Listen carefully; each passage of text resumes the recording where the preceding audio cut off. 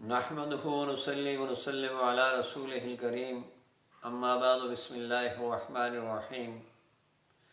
حالت حیض میں روزہ رکھنا جائز نہیں ہے۔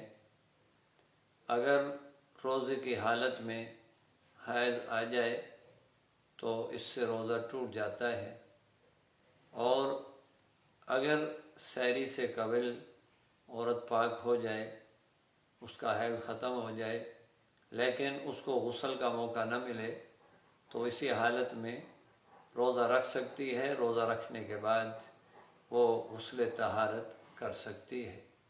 لیکن اگر سحری سے قبل یہ کنفرم نہ ہو رہا ہو کہ حیض بند ہوا ہے یا نہیں، تو وہ ابھی سے روزے کی نیت تو نہ کرے، لیکن کھانا پینا موقوف کر لے اور پھر زوال کے وقت تک وہ یہ چیک کر لے کہ حیض ختم ہوا ہے یا نہیں۔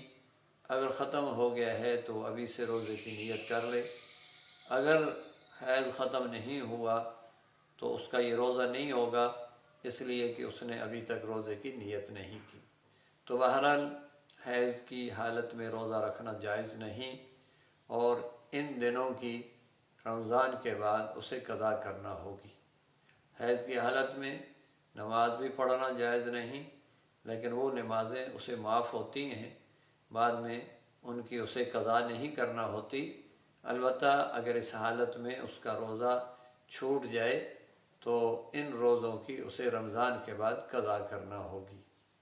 اس کی وجہ یہ ہے کہ اگر نماز کی بھی قضا لازم کر دی جائے تو یہ تکلیف ما لا یطاق ہے، کیونکہ ہر مہینے 10 دن کی نمازیں چھوٹ جائیں اور ان کی قضا اس پر لازم قرار دے دی جائے تو آئندہ مہینے قضا سے ابھی فارغ نہیں ہوں گی کہ پھر اس کے ذمے نمازیں لگ جائیں گی۔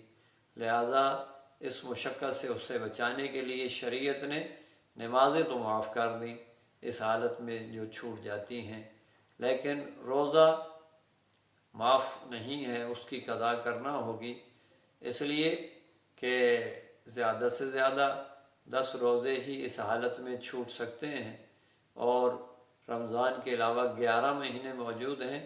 اگر ہر مہینے ایک روزہ رکھے گی تب بھی آئندہ رمضان آنے سے قبل وہ اپنے روزوں کی قضا کر سکتی ہے۔ لہذا روزوں کی قضا میں حرج نہیں تھا، اس لیے ان کی قضا لازم ہے۔